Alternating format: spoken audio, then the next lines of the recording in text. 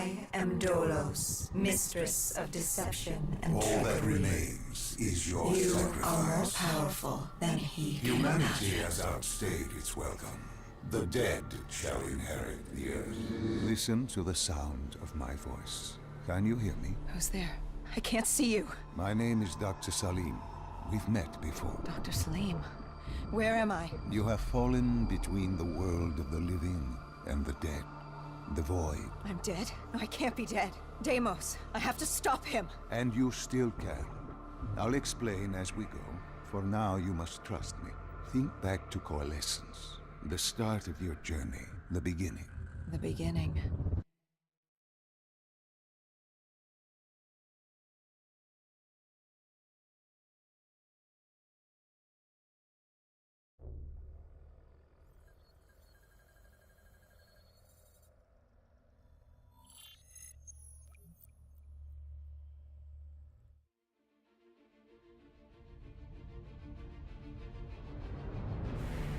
It started at Coalescence Singapore in 2070. 10 years after the disaster. After Virus 6115 began its spread. After the dead began to walk the Earth.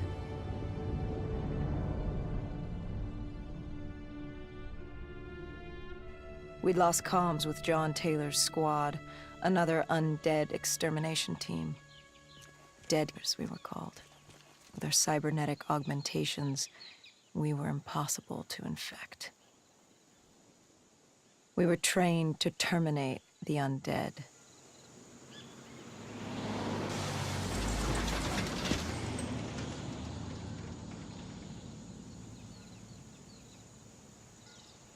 Hendricks was on edge. We were in a quarantine zone, one of many walled-off areas separating humanity from the undead, built to keep the virus and the infected behind their wall, away from the rest of us.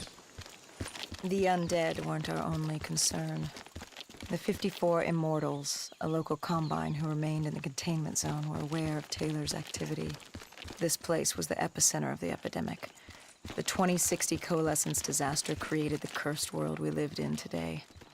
Any activity at this site would set off alarm bells. Either way, our troubles were only just beginning.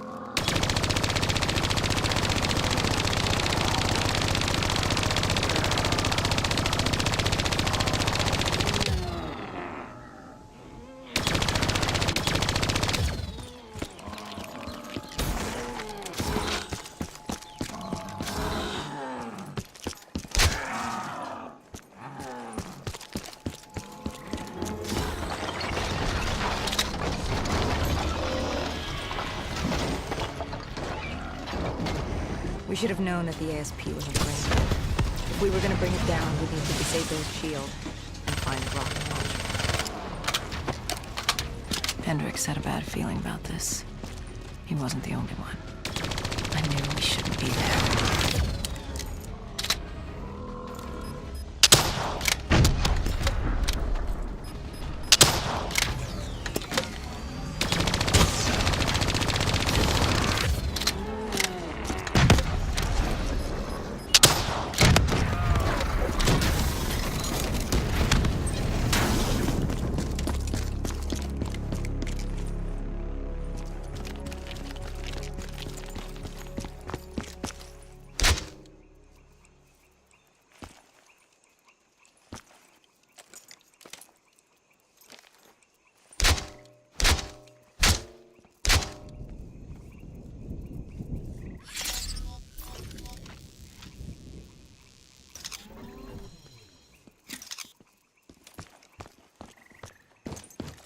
Coalescence.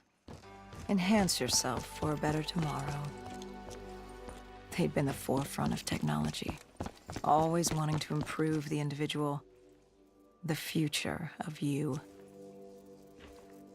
What happened? What went wrong? The Coalescence disaster happened. Virus 6115 spread throughout Singapore and strains popped up all over the world. Governments built these quarantine zones to house the undead. A way for the populace to ignore what was happening. 10 years on, and it had worked. We put it out of mind. Ignorance was bliss. What was so special about this operation? It was supposed to be by the books. 5 years after our cybernetic augmentations, Hendricks and I were a well-oiled machine. Quarantine sweeps, recon, search and rescue. It's just what dead killers do. But we'd never been sent after one of our own before. John Taylor's systems had gone quiet. With our direct neural interface, we're hardwired into Winslow Accord servers. Observation knew if you were dead or alive. For Taylor to be neither, that was unusual.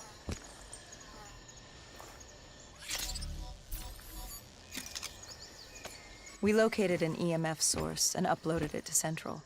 It was a 54 immortal audio log, detailing unusual activity coming from the server room at the lowest level of the building. It couldn't have been more than a week old.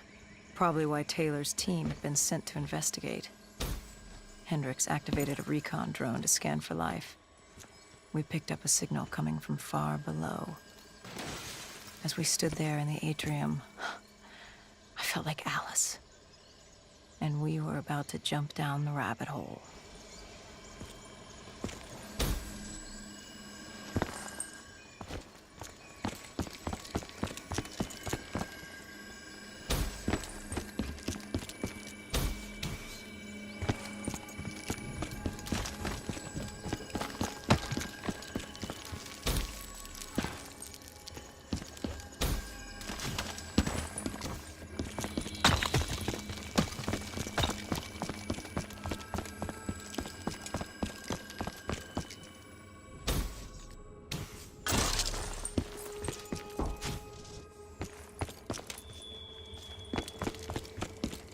Our drone picked up activity ahead.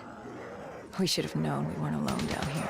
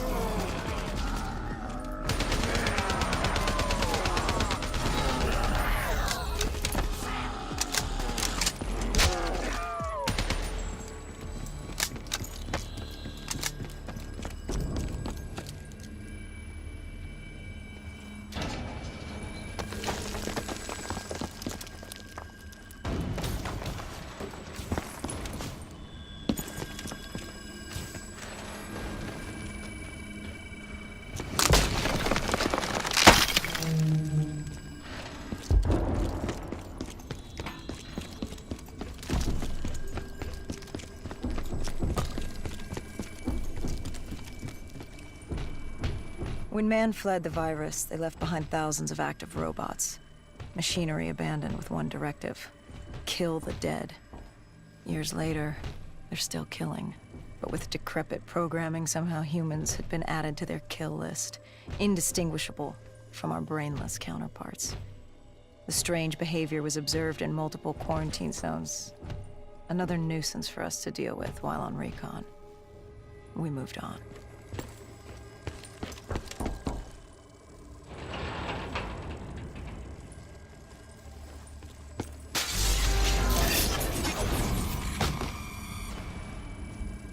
Came from lower still, below Coalescence.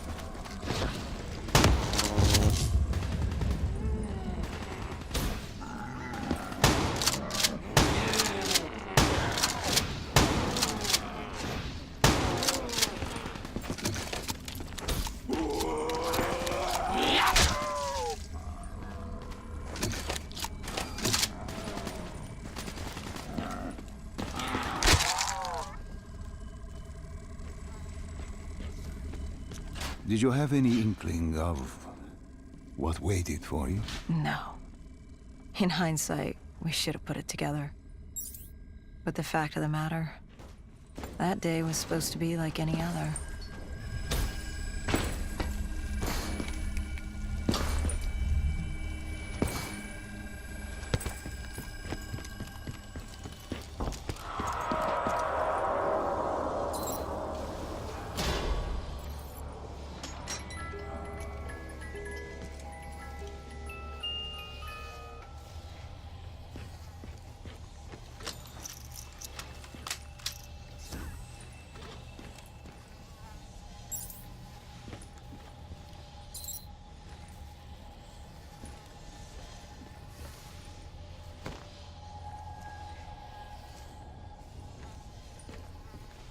What did you find below Coalescence?